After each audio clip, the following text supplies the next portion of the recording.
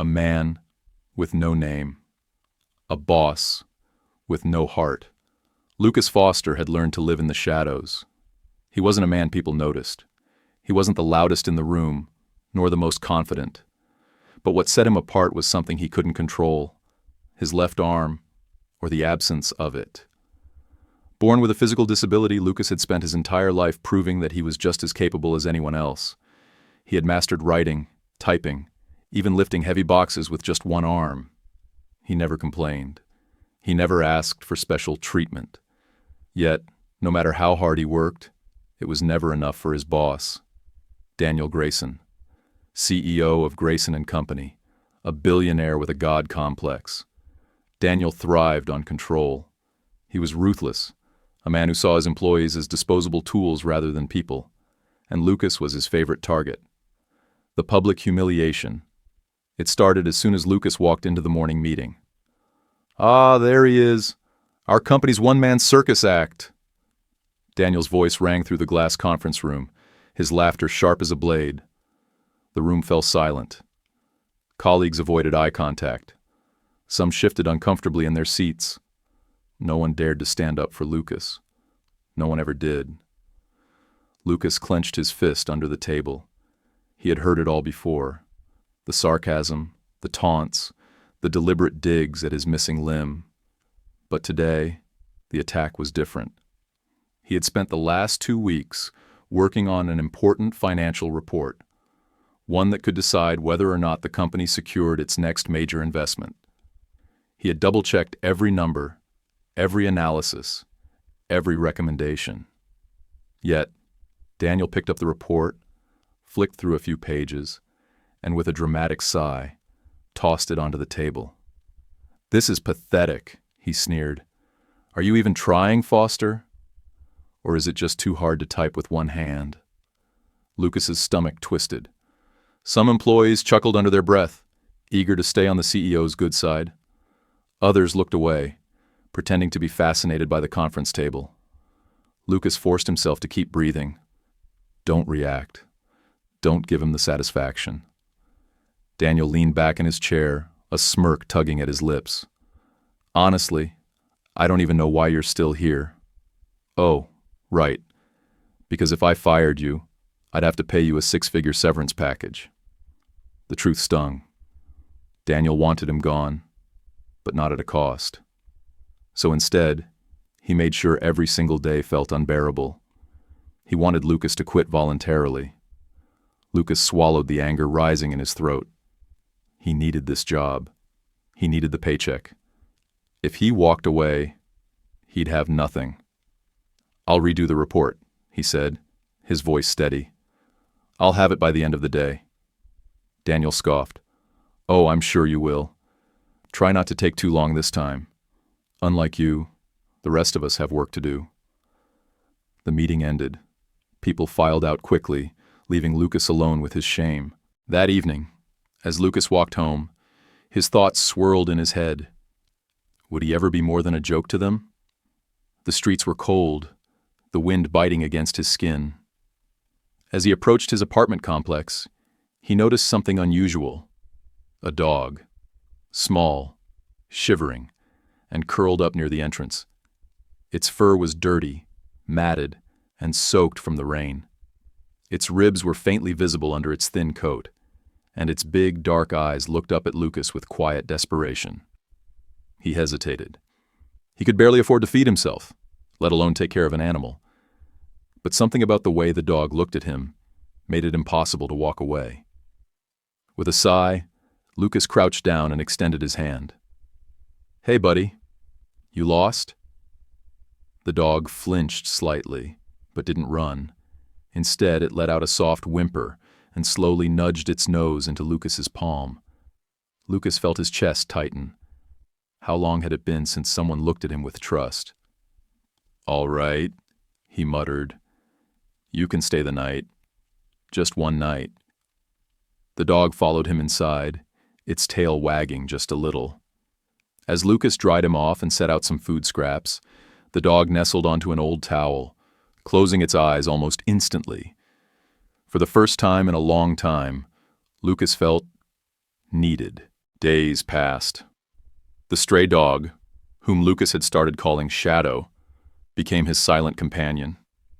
Shadow followed him to the bus stop in the mornings and was always waiting at the door when Lukas came home. The little creature made the apartment feel less empty, its quiet presence filling the void of loneliness Lukas had never acknowledged. Then, exactly 1 week later, something changed. On his way to work, Lukas passed by a bulletin board at the bus stop. His eyes skimmed over the various ads, apartment listings, tutoring services, lost cat posters, until something made his heart stop. A missing dog poster. It was Shadow. Lost. Family dog. Last seen in downtown. He belonged to our daughter who passed away. Reward for safe return. Please call. Lukas's chest tightened. The dog wasn't just a stray. He belonged to someone who had lost their child. Lukas hesitated. He had grown attached to Shadow, but deep down, he knew what he had to do. Pulling out his phone, he dialed the number. A voice answered almost immediately. An older man. Yes? Hi. Lukas cleared his throat. I have your dog. Silence. Then the man's voice trembled. Where is he? Lukas gave the address. Less than 20 minutes later, a sleek black car pulled up outside his building. An older gentleman stepped out. His face was lined with grief, his eyes carrying the weight of someone who had lost too much. Then he saw Shadow. The moment the dog ran toward him, tail wagging wildly, the man fell to his knees. Oh my God, he whispered, hugging the dog tightly. I thought I lost you forever.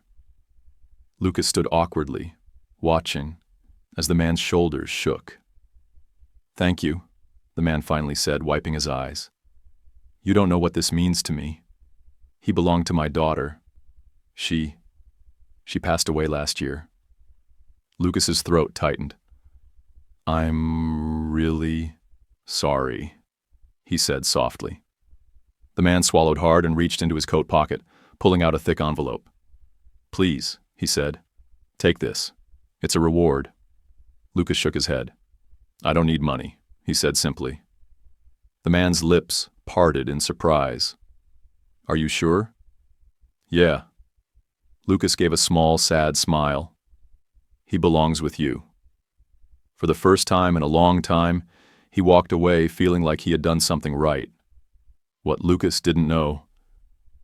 The man watched Lukas disappear into his apartment.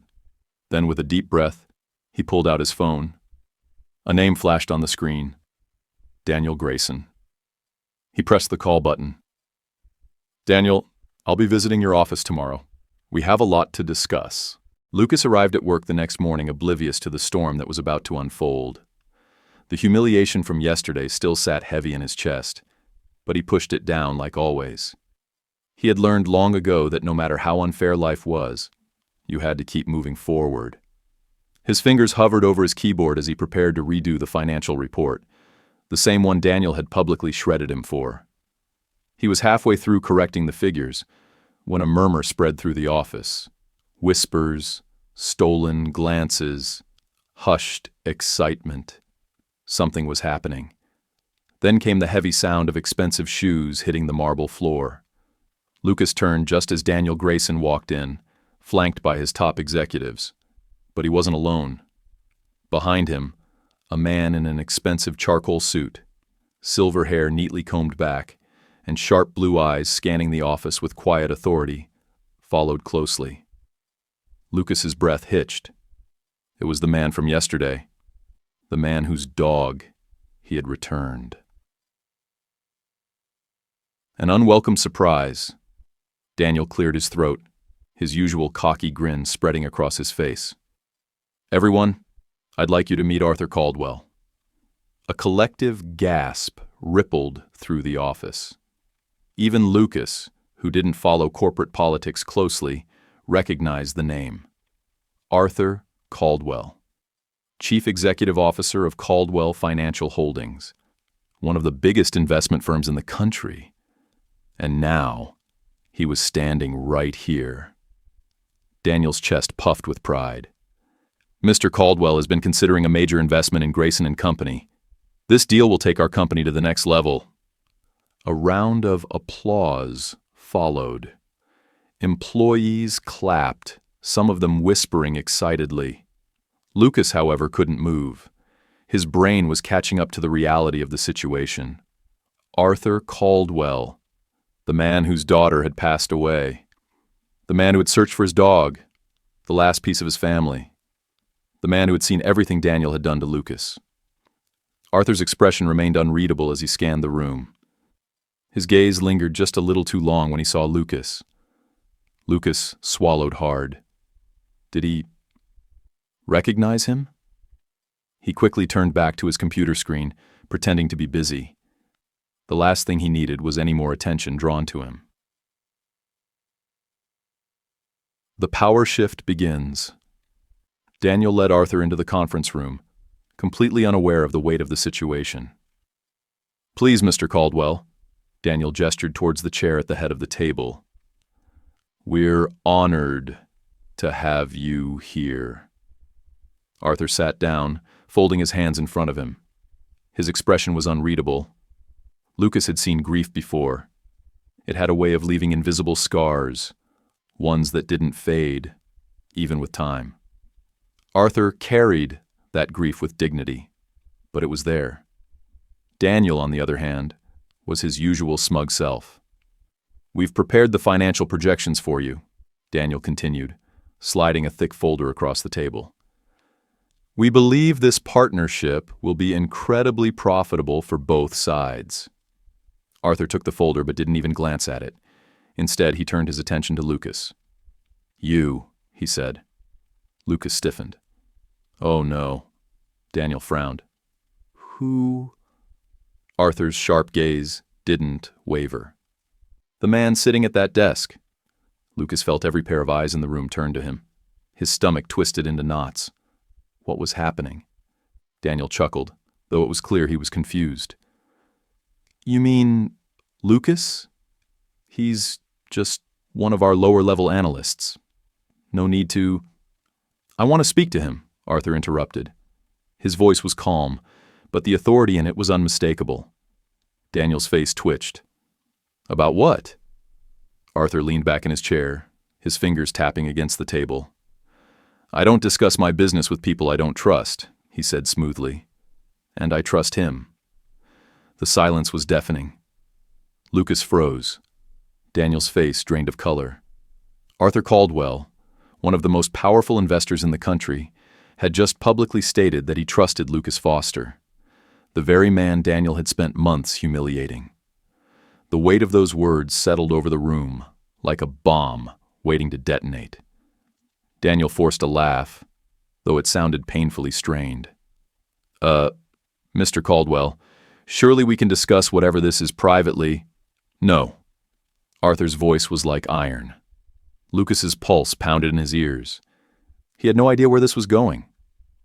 Arthur gestured toward him. "Lukas, would you mind stepping into the conference room?" Lukas hesitated. He didn't dare look at Daniel, who was visibly seething. "Of course," he finally managed. As he stood and walked toward the conference room, he had no idea his life was about to change forever. The turning point. Once the door closed, Lukas turned toward Arthur, unsure what to expect. Arthur studied him for a moment, then smiled slightly. "I thought it was you," he said. "You didn't even tell me your name yesterday." Lukas shifted uncomfortably. "Didn't think it mattered." Arthur chuckled. "It does. More than you know." A pause. Then Arthur's expression sobered. "I saw everything," he said. "Yesterday, in that meeting. The way he spoke to you. The way everyone else sat there and let it happen." Lukas's heart pounded. Arthur's voice softened, but there was an edge of steel beneath it. "You didn't just return my dog. You reminded me that there are still good people in this world. And I don't do business with people who treat good people like garbage." Lukas's mouth went dry. Was this really happening? Arthur reached into his jacket pocket and pulled out a folded document. "This is a job offer," he said, sliding it across the table. Lukas blinked. "A what?" "A job," Arthur repeated. "At Caldwell Financial. Double your current salary. No probation period. Full benefits." Lukas felt like the floor had vanished beneath his feet. "But why?" he finally asked. Arthur's gaze darkened. "Because I don't just want to give you a better opportunity. I want to watch Daniel Grayson lose one of the best employees he never deserved."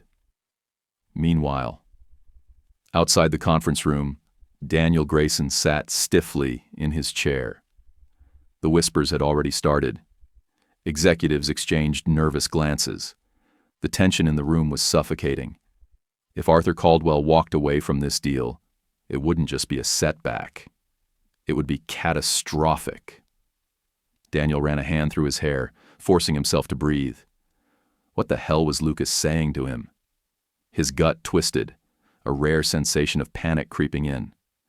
Daniel had always held the power.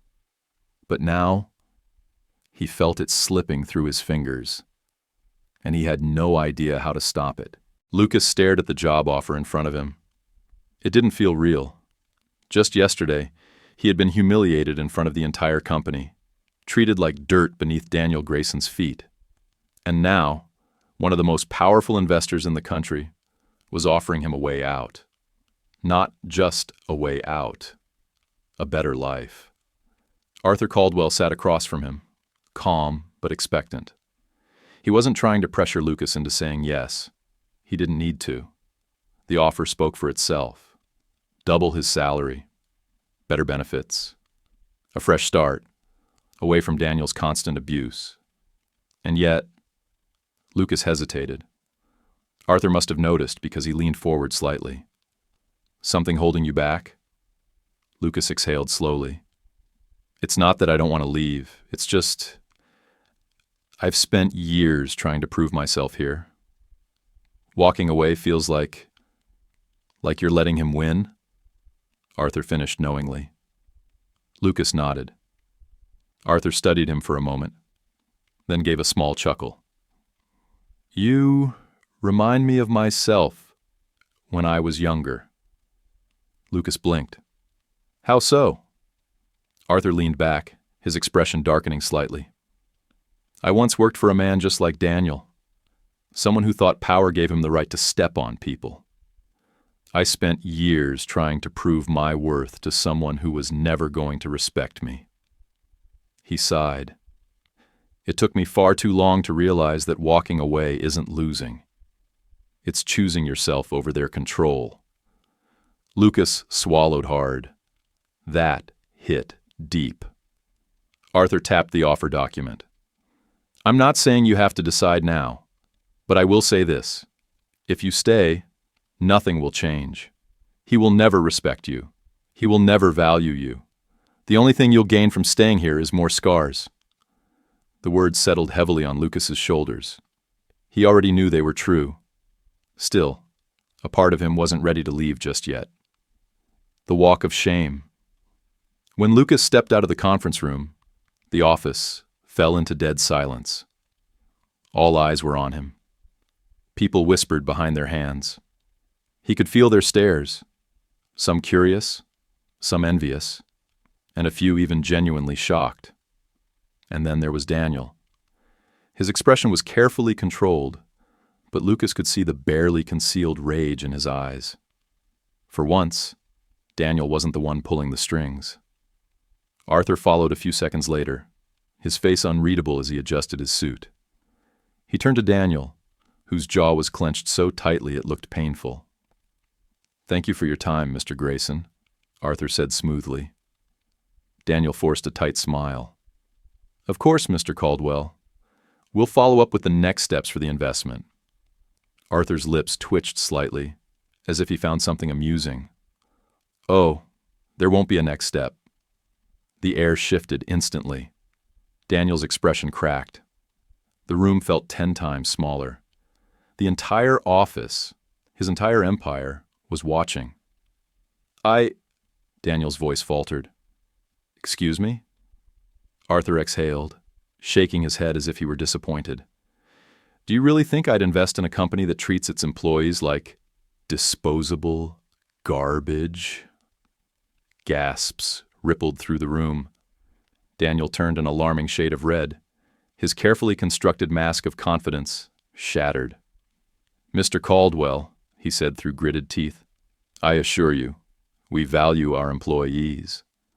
Arthur glanced at Lukas. The silent contradiction was deafening. No, you don't, Arthur said flatly, and I don't do business with men who mistake cruelty for leadership. Lukas felt his breath hitch.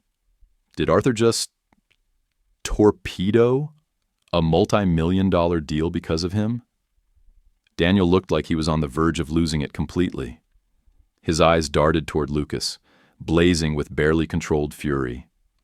Arthur adjusted his cufflinks, then turned to Lukas. Take your time, considering my offer, but don't take too long. With that, he strode toward the elevators. Daniel's glare could have set a building on fire. The explosion. As soon as Arthur was gone, the office erupted. People whispered in frantic tones.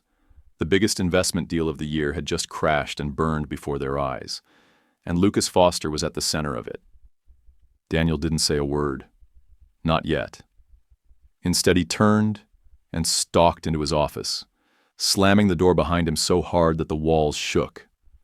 Lukas exhaled shakily. He knew what was coming. A storm. The final blow. And for the first time, he wasn't sure if he was afraid anymore. The aftermath. By lunchtime, everyone in the office had heard. The investment was gone. The company's future had just taken a devastating hit, and Daniel was looking for blood. Lukas sat at his desk, waiting. For the first time, like he wasn't panicking. He wasn't trying to disappear into the background. He had power now. Real power. Daniel might be his boss, but for the first time in years, Lukas had something Daniel couldn't control.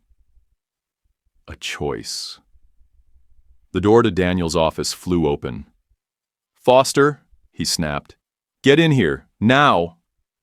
The office froze. All eyes turned to Lukas. A week ago, he would have felt sick with anxiety, but today he stood up calmly. Without hesitation, he walked toward Daniel's office one last time. Behind closed doors. The moment the door shut, Daniel rounded on him. Do you have any idea what you just did? His voice was venomous. Lukas met his glare head on. What I did. He let out a hollow laugh. I wasn't the one who lost you your biggest investor. Daniel's nostrils flared. That deal was years in the making, and you ruined it. Lukas cocked his head. You ruined it. Daniel froze. Lukas took a step closer, finally seeing the cracks in the man who had tormented him for years. You lost that deal the moment you decided to treat people like trash, Lukas continued. Arthur Caldwell saw you for what you are. A fraud. Daniel's hands curled into fists. His entire face was pure, unfiltered rage. But Lukas wasn't finished. You spent years trying to break me, he said, voice steady. You wanted me to quit, to give up. His eyes narrowed. But I'm not the one who's about to lose everything. You are. For the first time in years, Daniel Grayson had nothing to say. His empire was crumbling, and Lukas Foster had finally won. The final choice. Lukas placed Arthur's job offer on Daniel's desk. The CEO eyed it with barely concealed disgust. What's this? Lukas smiled, a genuine smile. My resignation. Daniel's entire body went rigid. Lukas turned and walked toward the door. For the first time, he was leaving on his own terms. Right before he stepped out, he glanced over his shoulder. Oh, and Daniel? His voice was calm, but sharp. You might want to start looking for a new investor. Something tells me you're going to need it. And with that, Lukas Foster walked away. Free. Lukas walked out of Daniel Grayson's office, his heart pounding in his chest. But it wasn't fear anymore. It was liberation. For the first time in years, he was free. The moment he stepped back into the open office, the energy in the room shifted. Everyone had heard. Everyone had seen. Daniel Grayson, the CEO who ruled with an iron fist, had just been outplayed, and by the very man he had tried to break. The whispers started immediately. Did he just quit? Did you see Grayson's face? I can't believe it. Lukas actually walked away. For the first time, Lukas didn't care about the whispers. He didn't rush back to his desk. He didn't look for approval. He just walked, straight out the front doors. The weight lifts. The moment Lukas stepped outside, the world felt different. Brighter. Lighter. Like the air itself had shifted. For years he had carried the weight of trying to prove himself to someone who would never see his worth. But now, he realized, he never needed Daniel Grayson's approval. He had always been enough. He took a deep breath, letting the crisp morning air fill his lungs.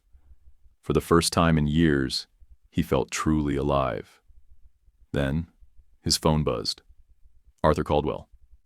The offer still stands. Lukas hesitated for a brief second before answering. Mr. Caldwell? Arthur's voice was warm, amused even. I take it you made your decision? Lukas exhaled.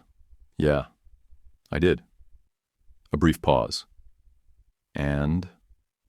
A small smile played at Lukas's lips. When do I start? Arthur chuckled. That's what I like to hear. There was no hesitation in his voice. No bureaucratic formalities. Arthur Caldwell wanted him on board. Come by my office tomorrow, Arthur said. There's a lot to discuss. Lukas nodded, even though Arthur couldn't see him. I'll be there. Good, Arthur said. And Lukas? Yeah, you did the right thing. The words settled over him like a warm embrace. For the first time in a long time, Lukas believed it. Daniel Grayson's world falls apart. Meanwhile, inside Grayson and Company, chaos erupted. Daniel sat in his office, fists clenched so tightly, his knuckles turned white. His jaw ached from grinding his teeth. Lukas Foster had just humiliated him. But that wasn't the worst part. The worst part was the investors were panicking. News spread fast. Arthur Caldwell wasn't just walking away. He was actively warning other firms against investing in Grayson and Company. The company's stock price was already dipping. Executives whispered in corners. Some sent panic emails to the board of directors. For the first time, Daniel wasn't untouchable. For the first time, he was the one drowning. And it was all because of Lukas. Daniel Grayson's world falls apart. Meanwhile, inside Grayson and Company, chaos erupted. Daniel sat in his office, fists clenched so tightly his knuckles turned white. His jaw ached from grinding his teeth. Lukas Foster had just humiliated him. But that wasn't the worst part. The worst part was the investors were panicking. News spread fast. Arthur Caldwell wasn't just walking away. He was actively warning other firms against investing in Grayson and Company. The company's stock price was already dipping. Executives whispered in corners. Some sent panic emails to the board of directors. For the first time, Daniel wasn't untouchable. For the first time, he was the one drowning. And it was all because of Lukas. A visit from the past. That night, Lukas sat in his small apartment, shadow curled up at his feet. He had spent the day reflecting on everything. The years of struggling, the pain of being overlooked, belittled, underestimated. And now, it was over. He should have felt relief. Instead, he felt something else. Purpose. His phone rang again, pulling him from his thoughts. Unknown number. He frowned but answered. Hello? A familiar voice crackled through the line. Mr. Foster? Lukas stiffened. Who's asking? A short pause. Then, it's me, Daniel Grayson. Lukas froze. For a moment he thought he misheard. But no, it was him. The same man who had spent years making his life hell. The same man who had mocked him in front of his colleagues. And now? He was calling him. Lukas sat up straighter, his grip tightening on the phone. "What do you want, Daniel?" A long, heavy silence followed. Then, something Lukas never expected happened. Daniel exhaled shakily. "I need your help." Lukas stared at his phone, gripping it tightly. Daniel Grayson, the man who had spent years making his life miserable. And now, here he was, calling for help. For a long moment, Lukas didn't say anything. He wanted to hang up. He wanted to ignore him. But curiosity won. He pressed the phone back to his ear. "Help? That's funny. I don't remember you ever needing help from someone like me." Daniel's exhale was sharp, frustrated. "Lukas, I don't have time for this." "Really?" "Because I've got plenty of time." Silence. Lukas could almost feel the anger rolling off Daniel. But there was something else there too. Something Lukas had never heard in his voice before. Desperation. "Just meet me," Daniel finally said, voice lower this time. "One conversation. That's all I'm asking." Lukas frowned. He had zero reason to meet with this man, but he was curious. So after a long pause, he agreed. "Fine," Lukas said, "but I choose the place." The tables have turned. Lukas chose a small cafe downtown. It wasn't fancy. It wasn't expensive. It was normal. The kind of place Daniel Grayson would have never stepped foot in before. Which is why it was satisfying to watch him walk in, looking completely out of place. Daniel was still in his designer suit, but there was a difference now. His usual arrogance was gone. His shoulders were tense. His expression was tight. Lukas leaned back in his chair, sipping his coffee, as Daniel sat down across from him. "I'll be honest," Lukas said casually. "I never thought I'd see the day Daniel Grayson looked this human." Daniel's jaw clenched. "I don't need a lecture, Foster. I need a solution." Lukas arched a brow. "And what exactly is the problem?" Daniel exhaled sharply, running a hand through his hair. "Arthur Caldwell is ruining me." Lukas smirked. So this is what it felt like to watch a king fall. "Ruining you how?" he asked, feigning innocence. Daniel's eyes darkened. "He's warning investors to stay away from my company. The board is panicking. Our stock is crashing. If I don't fix this, I could lose everything." Lukas stirred his coffee slowly. "You mean the same way you tried to take everything from me?" Daniel's nostrils flared, but for once he didn't fight back. That was interesting. "You don't understand," Daniel said. "I built that company. I gave my life to it. And now in less than a week it's all falling apart." Lukas should have felt bad, but he didn't. Not even a little. For years this man had treated people like nothing. Now, he was realizing exactly how it felt to be powerless. "You still haven't told me why I should care," Lukas said finally. Daniel looked him dead in the eye. "Because I need you to fix this." Lukas let out a short laugh. "Me? Fix it?" Daniel nodded. "Arthur respects you. If you put in a word for me, tell him I'm not..." "Not what?" Lukas interrupted. "Not a terrible boss? Not a ruthless tyrant?" Daniel pressed his lips together. For once he had nothing to say. Lukas shook his head. "Even if I wanted to help you..." "Which you don't," Daniel muttered. "Which I don't," Lukas confirmed. "But even if I did, Arthur would never listen. You burned that bridge the moment you showed him who you really are." Daniel's face fell. For the first time he looked defeated. And Lukas realized something. Daniel didn't just fear losing his company. He feared becoming irrelevant. A choice. He never thought he'd have. Lukas took a slow breath. If he walked away now, Daniel would lose everything. The company, his reputation, his power. And a big part of Lukas wanted that. He wanted Daniel to suffer the way he had suffered, to feel what it was like to be cast aside. But another part of him? He didn't want to become Daniel. Lukas sighed, rubbing his temples. Here's the deal. Daniel straightened slightly, hope flickering in his eyes. I'll talk to Arthur, Lukas said. But not to save you. I'll do it under one condition. Anything, Daniel said quickly. Lukas leaned forward, his voice turning ice cold. Step down. Daniel's face blanched. What? You heard me, Lukas said. Resign. Hand over the company to someone who actually deserves to run it. Someone who won't treat people like garbage. Daniel shook his head. That's insane. I built that company. And now you're destroying it, Lukas said sharply. Daniel looked away, his jaw tightening. He knew Lukas was right. If you want my help, Lukas said, that's my price. Walk away. Take your millions and disappear. Silence hung between them. Daniel was breathing heavily now. He wasn't used to losing, but for once, he had no other choice. Finally, he nodded. Fine, he said through clenched teeth. Lukas sat back, satisfied. Then we have a deal. Daniel swallowed hard. You really hate me, don't you? Lukas met his gaze evenly. I don't hate you, Daniel. He paused. I just don't respect you.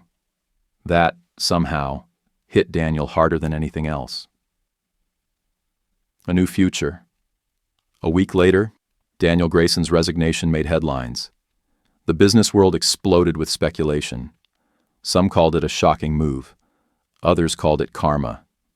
But for Lukas, it was a clean slate. Arthur Caldwell followed through on his promise. Lukas joined Caldwell Financial Holdings, stepping into a role that actually valued him. And for the first time, he didn't feel like he was trying to prove himself. He belonged. He was more than his missing arm. He was more than someone's punching bag. He was worth something. And that was the greatest victory of all. Epilogue. One final encounter. Months later, Lukas was walking through the city when he saw a familiar figure sitting on a park bench. Daniel Grayson. He was dressed casually. No designer suits, no expensive watches.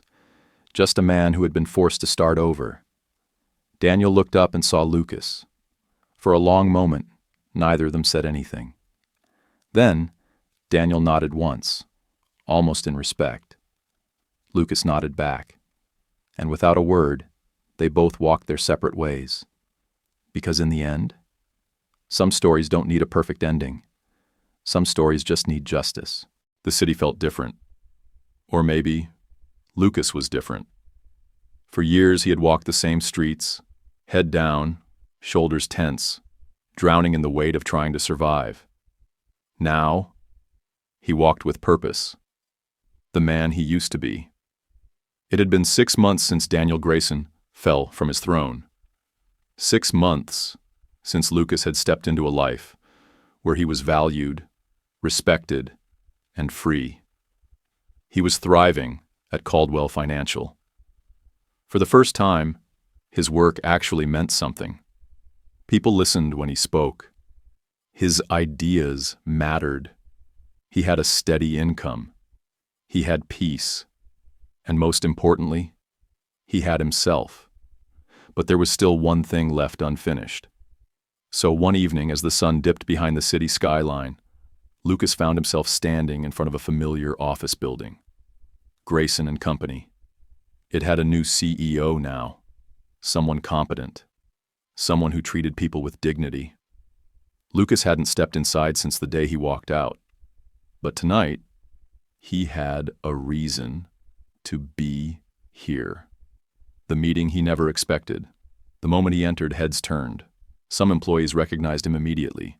Their expressions were a mix of awe and uncertainty. Lukas wasn't the man they used to know. He walked past his old desk, the place where he had once sat in silence, enduring humiliation day after day. Now, it felt like a relic of a past life. Finally, he reached the conference room, the same one where Daniel had mocked him in front of the entire company. Except today, Daniel wasn't here. Instead, sitting at the head of the table was the new CEO, Ava Reynolds. She looked up, surprised but intrigued. "Lukas Foster." Lukas gave a small nod. "Ava." Ava had been one of the few people in the company who never laughed at Daniel's cruelty. She had kept her head down, played it safe. Now, she was running the show. Lukas pulled out a folder and placed it on the table. "I have an offer," he said. Ava raised an eyebrow. "An offer?" Lukas leaned forward slightly. "You know as well as I do that Grayson and Company has been struggling since Daniel left." Ava's expression didn't change, but he could see the truth in her eyes. The company had taken a major hit. Investors were wary. Clients had backed out. It was still standing, but barely. Lukas tapped the folder. "Arthur Caldwell wants to reinvest, but under one condition." Ava's gaze flickered to the folder, then back to Lukas. "And what's that?" Lukas smiled. "Me, his own terms." Arthur had been hesitant when Lukas first pitched the idea. "Why would you want to go back?"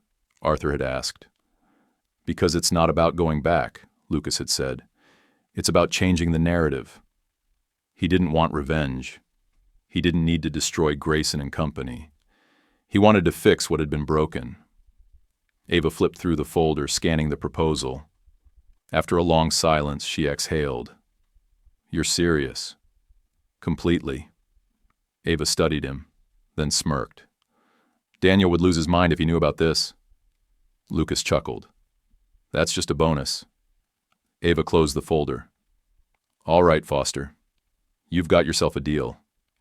And just like that, Lukas Foster reclaimed the very company that once tried to break him. But this time, it would be different. A chance encounter.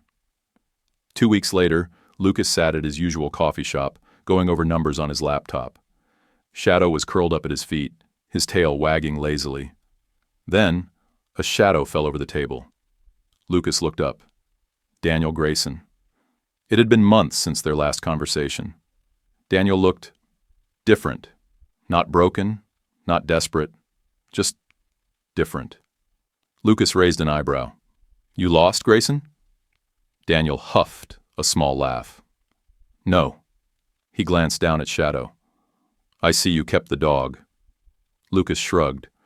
"Guess some things are worth holding on to." Silence stretched between them.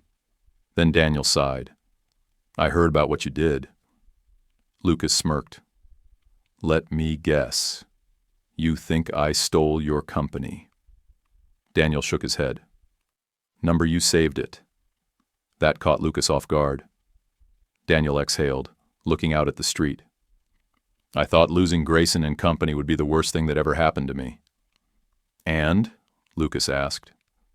Daniel gave a small, almost amused shrug. "Turns out losing it was the only way I was ever going to change." Lukas studied him, trying to decide if he believed him. Then he realized something. It didn't matter. Daniel Grayson was no longer his problem. Whatever journey Daniel was on, it wasn't Lukas's concern anymore. So, Lukas simply nodded and turned back to his laptop. "Good luck, Daniel." Daniel hesitated. Then, with a small nod, he walked away. And just like that, the last piece of his past was gone. The legacy he left behind. Months passed. Lukas continued to thrive at Caldwell Financial, while helping Grayson and Company rebuild its reputation. But now, he was the one calling the shots. No longer underestimated, no longer invisible, no longer just a man in the shadows. One afternoon, as he was leaving the office, an intern ran up to him. "Mr. Foster!"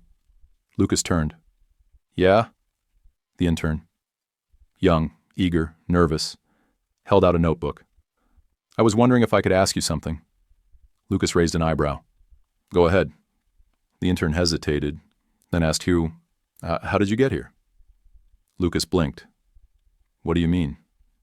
I mean, the intern scratched the back of his head. You used to work here, right? I heard rumors that you were, well, that Mr. Grayson. Lukas chuckled. That he treated me like garbage? The intern winced. Yeah. Lukas crossed his arms. And you want to know how I made it out? The intern nodded eagerly. Lukas thought for a long moment. Then he smiled.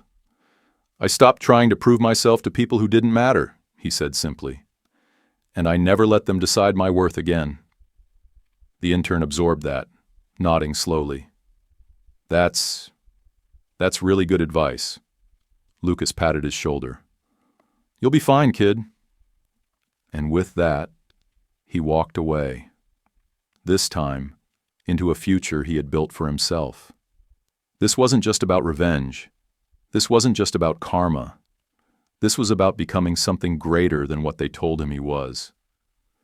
Daniel Grayson had tried to break him.